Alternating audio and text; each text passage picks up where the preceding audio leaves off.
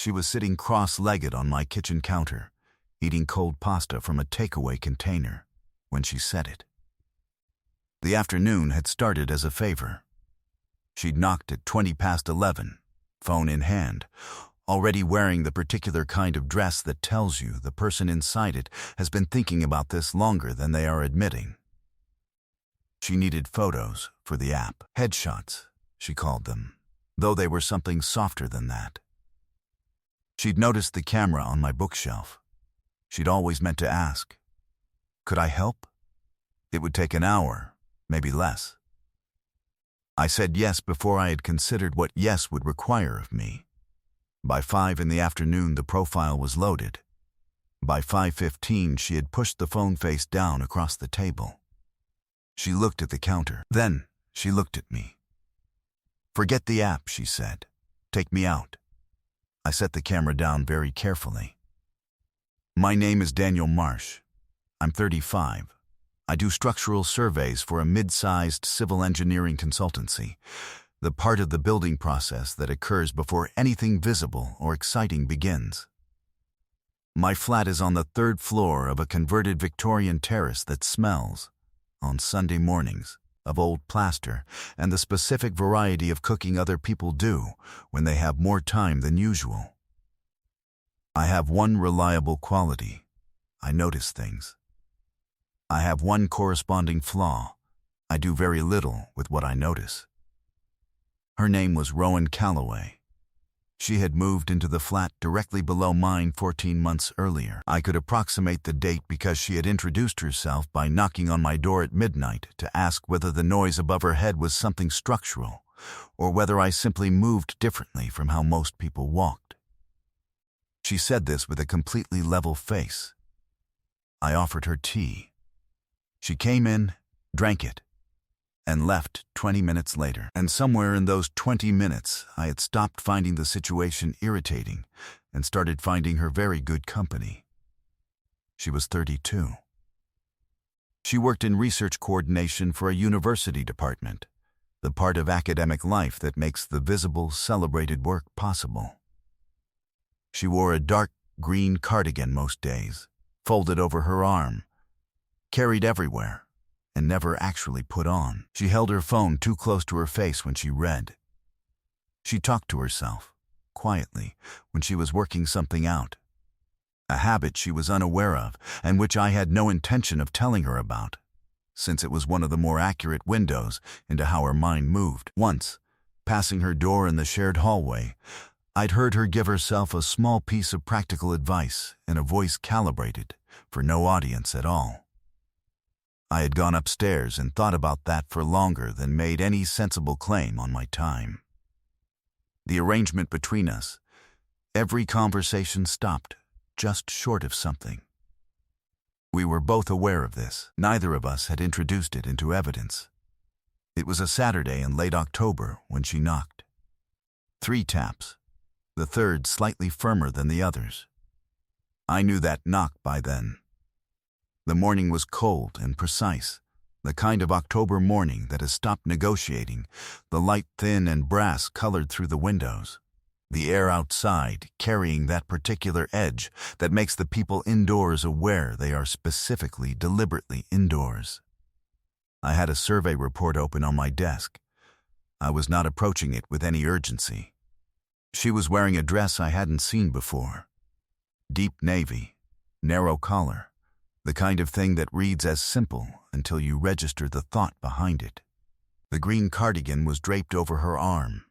Her hair was different, not dramatically, but in the way that happens when someone has spent time on it and decided that the time itself should not be legible.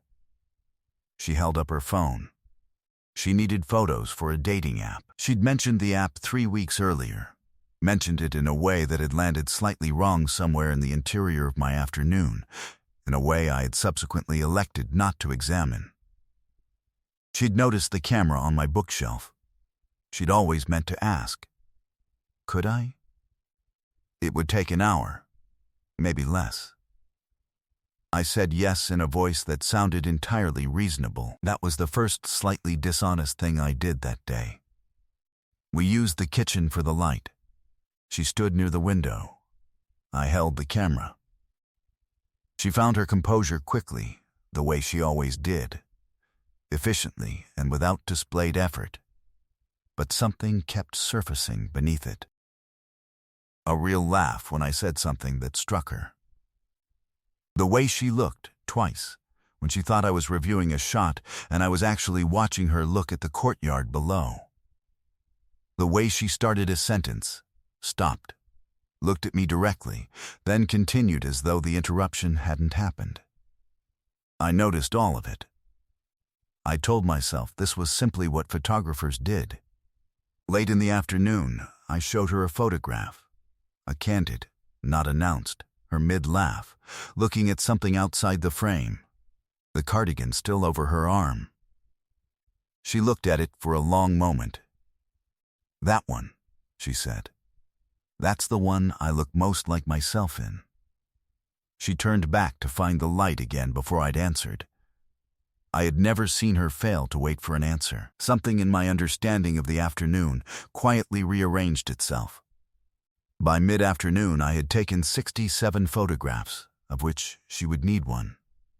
I was aware of the ratio. I thought about it on the way back from the kitchen with 2 glasses of water. It was not a productive line of thought. I pursued it carefully anyway. The honest version of events, the version I had been professionally avoiding for 14 months, was that I had enjoyed the afternoon in a way that considerably exceeded the scope of a favor.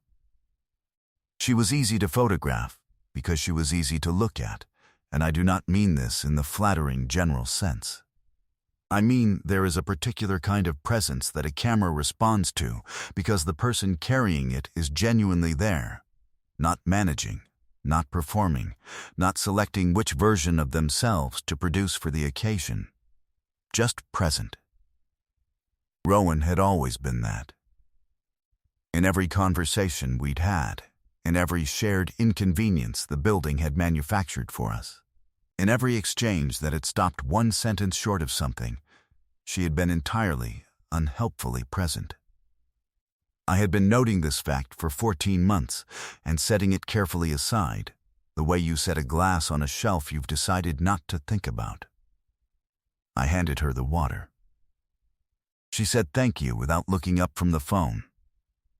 I stood at the kitchen counter and drank mine. Outside, the city was doing its Saturday afternoon business. The building made its particular settling sounds. Old Victorian terraces do not hold their breath the way modern constructions do. They exhale slowly. Throughout the day, small shifts and contractions the residents learn to read as furniture sounds and don't question. I had lived here long enough to know the building's vocabulary. I had lived below Rowan Calloway's flat long enough to know that the sound I thought of as 3 slow footsteps and a pause was her standing at her own kitchen window, looking at the same courtyard I was looking at now. I observed, doing a highly competent job of carrying water. She'd settled on my counter because her sofa, she said, was occupied by a box of things she hadn't yet unpacked. It had been there since she moved in, which was now 14 months ago.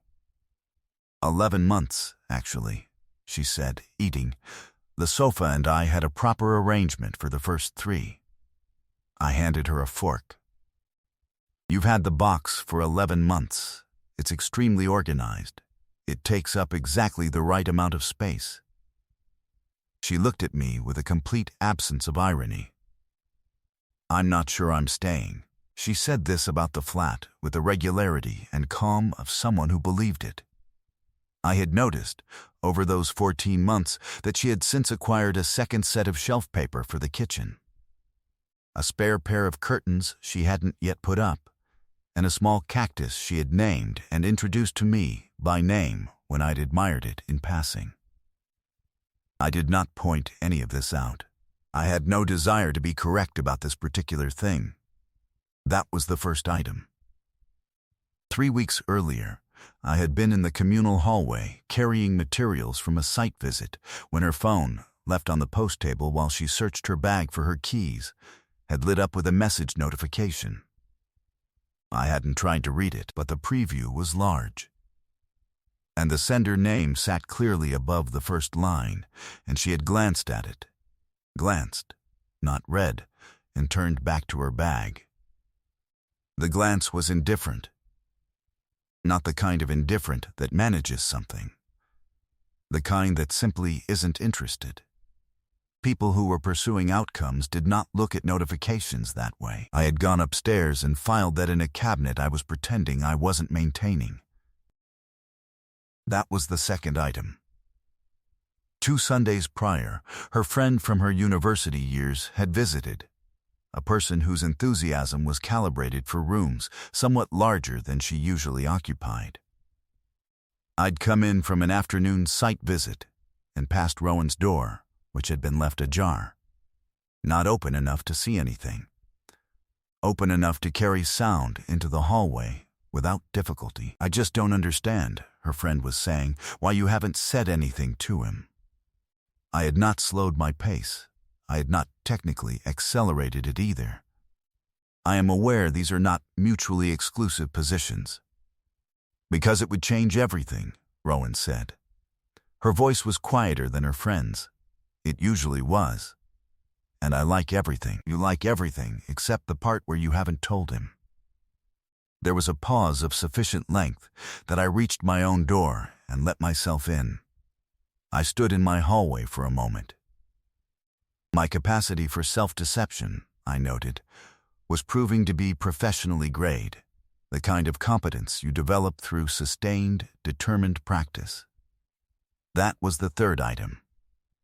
The fourth was the cardigan. It sat on my counter now, set there when she arrived, folded with slightly too much care, 2 hands, placed deliberately. She hadn't touched it since. It was a thing she carried everywhere and never used against the cold. This dark green cardigan, with a repair near the left cuff in thread that was almost but not quite the matching shade, which she'd told me once had taken 3 attempts to find. She'd mentioned it offhandedly, the way she mentioned things she'd thought about more carefully than she made visible. I'd remembered it, because I remembered things about her with an efficiency I applied to very little else. I knew quite a lot of offhanded things about Rowan Calloway. This too was something I had been selecting not to examine. The fifth, and I was aware, cataloging these, that a man who does not have a cabinet is not a man who lists things in a cabinet, was a conversation we'd had in August, standing in the shared entrance after I'd helped her carry a delivery upstairs that was too heavy to manage alone. We'd talked for 20 minutes in the hallway, without either of us apparently noticing the elapsed time. At some point I'd said something, I can no longer reconstruct what, something unremarkable, and she had looked at me with an expression I hadn't seen before and couldn't fully name. And then said, quietly, "You're the easiest person I've ever lived near." She had gone into her flat before I could parse what that meant. I had thought about it on and off for 2 months. I was thinking about it now. The profile was loaded. The photographs were genuinely good, the kind of good that produces in you a complicated relationship with the competence you brought to the task. The app was live. There was no functional reason for either of us to still be occupying this kitchen. She ate. I stood with the camera on the counter between us. Neither of us moved toward the available ending of the afternoon, which was her thanking me, collecting her things, and going downstairs. That ending had been accessible for the better part of an hour. We had been declining it without discussion. She wasn't looking at me. She was looking at the window, the courtyard view she had once described with the kind of precision that meant she'd looked at it many times. The October light was going amber through the glass. Early evening arriving in the particular way it did this time of year. Everything slightly more defined and slightly more golden before it went dark. The city below was doing what Saturday evenings asked of it. In here, it was very quiet. I had limited interest in saying anything that would move us toward the exit. The particular quality of that silence was familiar. Not comfortable exactly. Something more specific than comfort. The silence we'd accumulated over 14 months of shared inconveniences and kitchen door frames and 20-minute conversations in hallways had a texture to it. It did not require filling. It did not press. It was simply there, the way the building was there, and she was below me in it, and I had checked for her light under the door without deciding to. I was standing in the consequence of all of that now, with the camera on the counter between us, and neither of us reaching for the reasonable exit. She turned the phone over, looked at the profile, looked at the photographs of herself, photographs that had caught her as she actually was, in the moments she hadn't been watching herself being caught. She tilted the screen slightly toward me without looking up from it. "What do you think?"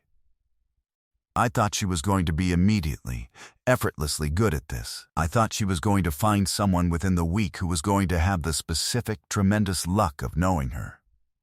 I thought this was among the most quietly terrible prospects I had considered in recent memory, and I thought it with a clarity that told me I had been thinking it, in various forms, for considerably longer than this afternoon. "I think they're good," I said. She looked at the screen a moment longer. Then she set the phone face down on the table. The kitchen went quiet. Outside the building, a door somewhere below opened and closed. Her cactus, named, introduced to me, was on her windowsill when I'd passed this morning. I'd noticed, because I notice things. She looked at the phone. Then, she looked at me. Something came through her face that she did not manage to put back behind her composure. I watched her make the decision not to try. "I told you I needed help with the photos," she said. Carefully, the way she said things she had been carrying long enough that the carrying had shaped the sentence. That was true. She looked at the window, briefly. "I also knew you'd say yes." A pause. "And I wanted an afternoon in your flat. That part I've been holding for a while." She was looking at the counter. The cardigan was between her hands, though I hadn't seen her reach for it. Her fingers had found it without direction. "I stopped telling people you were just my neighbor about 4 months ago," she said. Someone would ask, and I'd start the sentence, and it kept coming out wrong, like I was describing something by what it wasn't. And the description kept failing. A pause. I kept not correcting it. And then I stopped wanting to. That sentence did something quiet to the air between us. I set the camera on the counter. Carefully, because I needed to do something with my hands that wasn't the other thing. "Rowan," I kept my voice even. "You don't have to finish that." She looked up. "We can go back to how this afternoon started.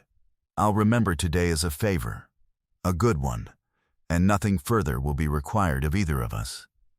Say the word, and I'll pretend I didn't hear any of that." She held the look for one beat past the point where it could still have been casual. Then, one beat past that. "I don't want to go back," she said. Quietly, the biggest things she said were always the quietest ones. "I've been going back for 14 months. I'm tired of walking in that direction." Something in my chest made a decision without consulting my better judgment. I looked at her, the kind of looking I had been practicing not doing for 14 months. Her hair in the amber light. Her hands on the cardigan with the 3-attempt repair.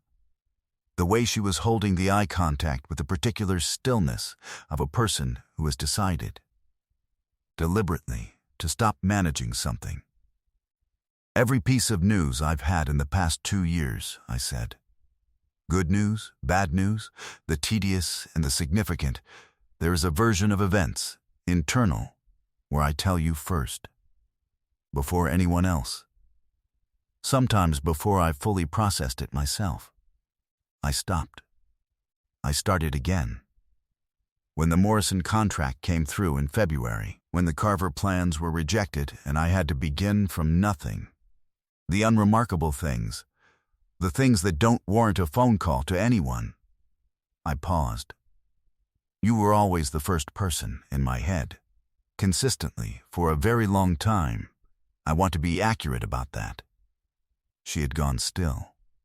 Not visibly, just inwardly, in the particular way I had learned to read. "Forget the app," she said. "Take me out." I looked at her. "Dinner," she said. "This week. Somewhere I actually have to put the cardigan on."